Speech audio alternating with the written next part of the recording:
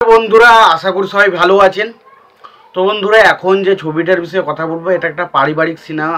যে ছবিতে অভিনয় করেছিলেন প্রসেনজিৎ চ্যাটার্জি, ইন্দ্রাণী হালদার, রঞ্জিত মল্লিক, শুভেন্দু চ্যাটার্জি সহ আরও অনেকে। ছবির নাম হচ্ছে চৌধুরী পরিবার। তো সেই ছবিটাকে নিয়ে এখন কথা বলবো। তো তার আগে প্রত্যেকটা বন্ধুকে অনুরোধ করে রাখবো, আপনারা চ্যানেলটা নতুন হয়ে থাকলে অবশ্যই আপনারা চ্যানেলটা সাবস্ক্রাইব করে নেবেন। আর যদি ভিডিওটি ভালো লেগে থাকে অবশ্যই লাইক কমেন্ট শেয়ার করতে ভুলবেন না। তো চৌধুরী পরিবার সিনেমাটা লাগলো কেমন? তো দেখুন, সত্যি কথা বলছি, আগেকার যদি আপনি অঞ্জন চৌধুরীর সিনেমাগুলো দেখে থাকেন, যেমন একটা পুরোপুরি ফ্যামিলি সেন্টিমেন্ট কেন্দ্রিক হয়, যেখানে পরিবারকেই বেশি গুরুত্ব দেওয়া হয়।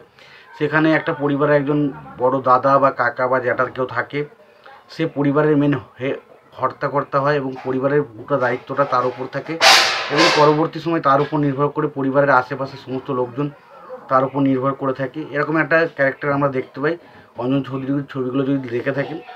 তো সেরকমই একটা ছবি যেটার নাম হচ্ছে চৌধুরী পরিবার। তো সেই ধরনের অডিয়েন্স যদি আপনি হয়ে থাকেন তাহলে অবশ্যই ছবিটা দেখতে পারেন। এবং যদি আপনার মনে হয় যে না, আমি এই ধরনের অডিয়েন্স নই, তাহলে আমি বলবো এই সিনেমাটা আপনার জন্য নয়।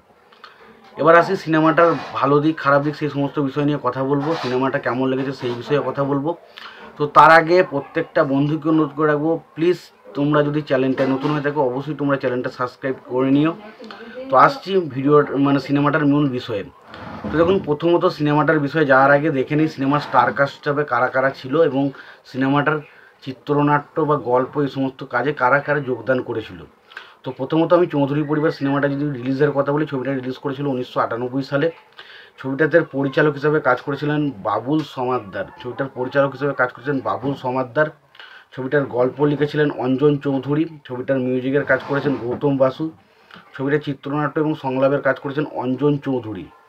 এবার ছবিটার অভিনয় নিয়ে কথা যদি বলি, অভিনয় দেখুন অনেকজন ছবিতে অভিনয় করেছিলেন। তার মধ্যে কয়েকজনের নাম যদি উল্লেখ করি, সেখানে হচ্ছে প্রসেনজিৎ চ্যাটার্জি, ইন্দ্রাণী হালদার, অভিষেক চ্যাটার্জি, রঞ্জিত মল্লিক, বিপ্লব চ্যাটার্জি, অনুরাধা রায়, দিলীপ রায়, লাবণী সরকার, শুভেন্দু চ্যাটার্জি, সোহম চক্রবর্তী সহ আরও অনেকে কিন্তু এই ছবির মধ্যে অভিনয় করেছিল। এবার আসি ছবিটার মূল গল্পের বিষয়, গল্পটা কেমন ছিল। তো দেখুন, গল্পের বিষয়ে যাওয়ার আগে আমি বলে রাখি ছবিটা আমার কেমন লেগেছে। তো দেখুন, ছবিটা সত্যি কথা বলতে গেলে আমার ছবিটা ঠিকঠাক লেগেছে। খুব দেখে যে ছিটকে গেছি, দারুণ কিছু লেগেছে বা নতুন একটা দারুণ গল্প পেয়েছিলাম, সেটা আমার কিন্তু মনে হয়নি। এবং যেহেতু এ ধরনের ছবি বাড়িতে চলে, দেখি মাঝে মাঝে, তো সত্যি কথা বলতে খুব একটা খারাপ কিন্তু কিছু লাগেনি। এবার আসি ছবির গল্পের বিষয়। তো এখানে প্রথমে একটা চৌধুরী পরিবার বলে একটা পরিবারকে দেখানো হয় এবং যে পরিবারের ধরতে গেলে মেন হর্তাকর্তা হচ্ছে রঞ্জিত মল্লিক। তার পরিবারের সমস্ত যারা বেকার যুবক রয়েছে, তার বোন, দাদা বা বাকি যা ভাই রয়েছে, প্রত্যেককে টাকা দেওয়া, তার বাবাকে দেখা, প্রত্যেকের দায়িত্ব হচ্ছে রঞ্জিত মল্লিকের। এবং রঞ্জিত মল্লিক সেই পরিবারে একমাত্র মানুষ যে সেই পরিবারে প্রচুর টাকা রোজগার করে, ইনকাম করে, কাজ করে এবং পুরো সংসারের দায়িত্বটা তার। এবং দেখা যায় প্রসেনজিতের বোনের ক্যারেক্টার প্লে করেছে এখানে ইন্দ্রাণী হালদার। সে সাধারণত প্রসেনজিৎকে ভালোবাসে এবং প্রসেনজিতের ক্যারেক্টারটা এখানে কিছুটা নেগেটিভ সেট বা নেগেটিভ পয়েন্টের মতো। পুরোপুরি নেগেটিভ নয়, তবে কিছু পার্সেন্টেজ নেগেটিভ রয়েছে ছবির মধ্যে। ফলে প্রথমত প্রসেনজিতের ক্যারেক্টারটা একটা ভুল মতলব বা একটা খারাপ মতলব থাকবে ইন্দ্রাণী হালদার সাথে ভালোবাসাটা, কিন্তু পরবর্তী সময় আমরা দেখতেও পাই সেই বিষয়টা। এবং পরবর্তী সময় প্রসেনজিতের ক্যারেক্টারটা কিন্তু লাস্ট মুহূর্তের দিকে আবার সে পরিবর্তন হয়ে যায়, সে কিন্তু ভালো হয়ে যায় ক্যারেক্টারটা। এর থেকে বেশি কিছু আমি বলতে পারবো না। এবার দেখুন, বিষয় হচ্ছে এই সিনেমার মধ্যে পারিবারিক যে সেন্টিমেন্টগুলো হতে গিয়ে দেখুন একটা তর্ক বিতর্ক বাদে কারো কথার সাথে কথার মিল হয় না, তখন কী হয়, একটা পরিবারের মধ্যে একটা সমস্যার সৃষ্টি হয়, একটা ঝগড়ার সৃষ্টি হয়, একে অপরের থেকে আলাদা হয়ে যায়, কথা বলা এই জিনিসগুলো হয়।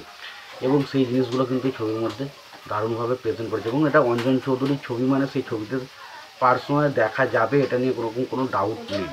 তো এখানেও আমরা দেখতে পাই রঞ্জিত মল্লিক তার এমন কিছু সে একটা কথা বলবে যে কারণে তাদের পরিবারের মানুষজন তার সাথে অনেকটা আলাদা হয়ে যাবে এবং রঞ্জিত মল্লিককে পুরো একা করে দেবে। এবং তারা যখন আবার বিপদে পড়ছে, রঞ্জিত মল্লিকের ক্যারেক্টারটা গিয়ে আবার তাদেরকে উদ্ধার করছে। তো সেরকম একটা ছবি।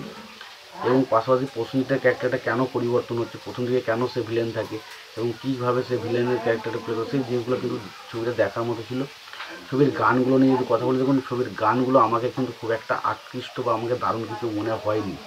এবার আপনাদের কেমন লাগবে আমি জানি না, তবে আমি বলতে চাই আমার গানগুলো কিন্তু খুব একটা মনোপুত হয়নি।